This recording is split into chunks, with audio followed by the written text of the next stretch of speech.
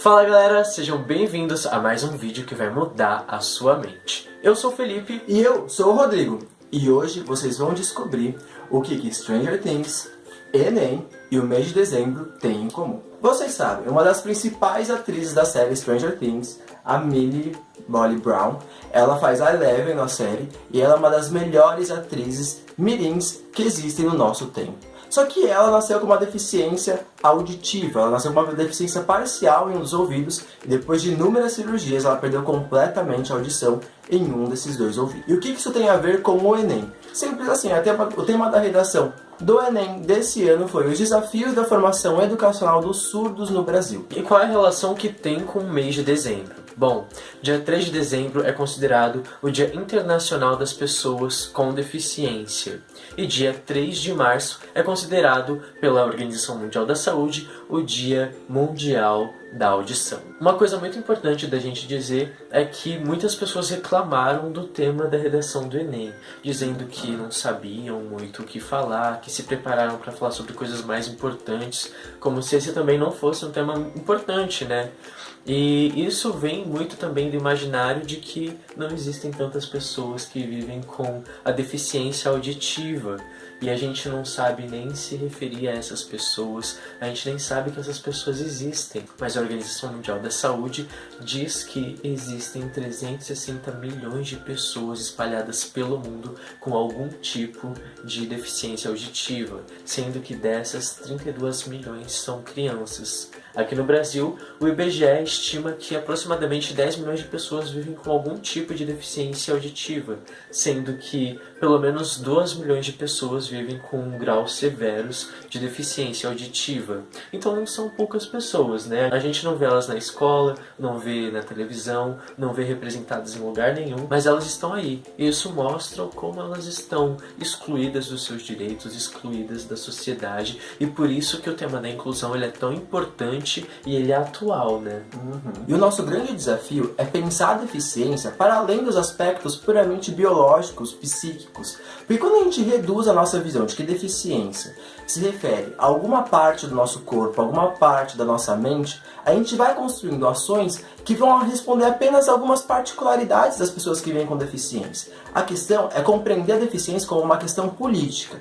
Aqui a gente não vai se reduzir se na escola tem ou não algum serviço assistido, algum serviço especializado, que é super importante que tenha, mas é de como essas pessoas se constituem como sujeitos e participam da construção de ações, de políticas públicas que diminuam as desigualdades que essas pessoas vivem e que alimentem todos os direitos que essas pessoas são garantidos pela Constituição de 1988. Isso é muito importante de ser compreendido porque a Organização Mundial da Saúde diz que 60% das deficiências auditivas elas são preveníveis. Existe uma parte no relatório feito pela Organização Mundial da Saúde que mostra que 31% das deficiências auditivas elas podem ser preveníveis e que são causadas por doenças infecciosas, como sarampo, meningite, rubéola e cachumba. 17% dessas deficiências estão relacionadas com as complicações no parto ou com o nascimento de bebê prematuro ou com baixo peso ao nascer, que também é uma consequência do nascimento prematuro. 8% está relacionado com o pré-natal.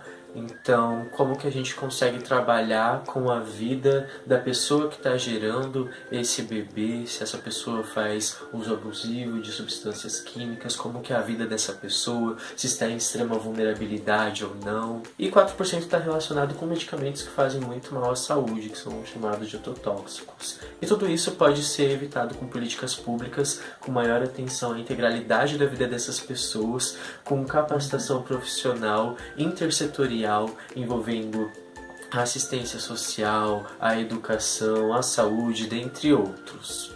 E a falta dessa conversa entre todos os setores, a falta de uma política pública que abranda essas pessoas da melhor forma possível, da forma mais ampla possível, faz que a gente tenha algumas consequências. Como, por exemplo, se a gente pega o acesso dessas pessoas à educação e à saúde, os índices são baixíssimos, porque a gente tem pouca estrutura para atender essas pessoas de acordo com as suas necessidades e particularidades. E muito pior, quando a gente não tem esse mínimo de serviço garantido para essas pessoas, muito dificilmente a gente vai conseguir diminuir essas desigualdades que elas vão enfrentar em diversos leques da vida, como por exemplo, o mercado de trabalho, vão ser pessoas que vão estar em uma situação de vulnerabilidade social muito maior, vão ser pessoas que vão estar mais na linha da pobreza. E isso gera de inúmeras consequências na vida dessas pessoas, que faz com que elas se mantenham sempre à margem da sociedade. Mas agora a gente vai falar dos termos, né? A gente percebeu que muitas pessoas têm dificuldade em como tratar as pessoas com deficiência. E aí a gente vai falar sobre alguns termos que apareceram nos comentários e que a gente viu nas redes sociais mesmo. Muita gente falando sobre portadores de deficiência. Isso é um grande desafio, porque quando a gente fala portar, significa que a gente está carregando alguma coisa, né? Então, quando você fala portador de deficiência, é como se a pessoa estivesse carregando a deficiência de um lado para o outro, né? As pessoas que vivem com deficiência, elas não estão carregando a deficiência de um lado para o outro. Além disso, a gente ressalta a deficiência e não a pessoa que vive com essa deficiência. Por isso que não é o termo adequado para ser usado. E também tem as pessoas que falam pessoas com necessidades especiais. Lógico, as pessoas com deficiência, elas têm necessidades especiais. Mas elas não são as únicas pessoas que têm necessidades especiais. Idosos têm necessidades especiais, crianças têm necessidades especiais, LGBTs, a população negra, um monte de gente tem necessidades especiais, vários grupos populacionais. Então, as pessoas com deficiência, elas se reivindicam como pessoas com deficiência, porque assim a gente ressalta a pessoa e não a deficiência. Existem até alguns grupos que falam pessoas que vivem com deficiência, porque ressalta que essas pessoas conseguem viver e sobreviver com essas deficiências. Uma outra coisa que é muito importante também da gente falar é sobre a diferença sobre inclusão e integração. A gente está falando sobre inclusão. Como que a gente consegue garantir que essas pessoas e que a sociedade esteja pronta para acolher todo mundo. A integração, ela é um pouco mais limitada do que a inclusão, porque a integração, ela parte do indivíduo. Então, é o indivíduo que faz alguma coisa para conseguir se integrar à sociedade. A inclusão não. A inclusão, ela é geral, né? Então, todo mundo precisa se mobilizar. As pessoas, a sociedade civil, o poder público, a sociedade de modo geral, a pessoa que vive com essa deficiência, para conseguir fazer parte da sociedade, da vida da sociedade, de tudo, né? Então ter acesso à educação. Então não é uma educação onde essa pessoa ela precisa fazer uma coisa individualizada para conseguir ter acesso, mas sim uma estratégia onde todos façam parte de todo o desenvolvimento da educação, do convívio, da socialização.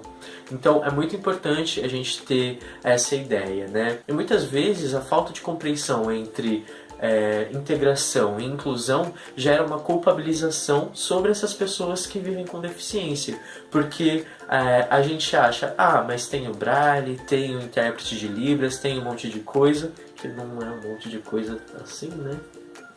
E aí a gente fala, tem, mas as pessoas não vão, ou não tem, e aí é um problema. Quando na verdade não, né? A gente não pode responsabilizar as pessoas com deficiência por alguma coisa que falta na estrutura da nossa sociedade. E aí gera até uma coisa que é chamada de capacitismo. Então, a gente tem que ter ideia de que a deficiência não é uma incapacidade. A deficiência, ela é uma limitação que uma pessoa tem em alguma coisa. Então, por exemplo, uma pessoa que vive com a deficiência auditiva, ela tem uma limitação para escutar, mas ela não é incapaz de fazer as coisas. E muitas vezes a gente encontra esse discurso, né? Mas as pessoas elas são mais incapazes, são menos produtivas, e nananana, o que gera até um discurso de exclusão do mercado de trabalho, como o Rodrigo estava comentando anteriormente. Então é muito importante a gente ficar atento, não só para a questão de redação, mas para a formação cidadã mesma da gente, de respeito com o outro, para a gente não ferir a dignidade nem a cidadania dessas pessoas que são tão importantes e que são excluídas e que precisam de um grande cuidado. Com certeza, e pra gente ter exemplos e mais exemplos de como essa deficiência não é sinônimo de incapacidade, a gente tem inúmeros nomes super famosos de pessoas que deixaram sua marca na história, na cultura e que fazem parte do nosso dia a dia. Além de Eleven, que a gente falou do Stranger Things, a gente tem inúmeros outros nomes de pessoas que deixaram a sua marca na história e que fizeram a diferença. Como, por exemplo, a gente tem o Ozzy Osbourne, que também vivia com deficiência auditiva e isso não impossibilitou ele ser um dos maiores ícones do rock internacional. Além disso, a gente tem outra atriz, a Jane Lynch, que faz a Sue do Glee, também super famosa, ela também não tem audição em um dos ouvidos. E além disso, Beethoven, um dos maiores compositores musicais entre o século XVIII e século XIX, que marcou a história da música ocidental e que é um grande ícone na composição das músicas, ele marca também toda essa trajetória. Então é isso, pessoal, espero que vocês tenham gostado, compartilhem com os amigos, deixe o seu curtir e se inscreva no canal.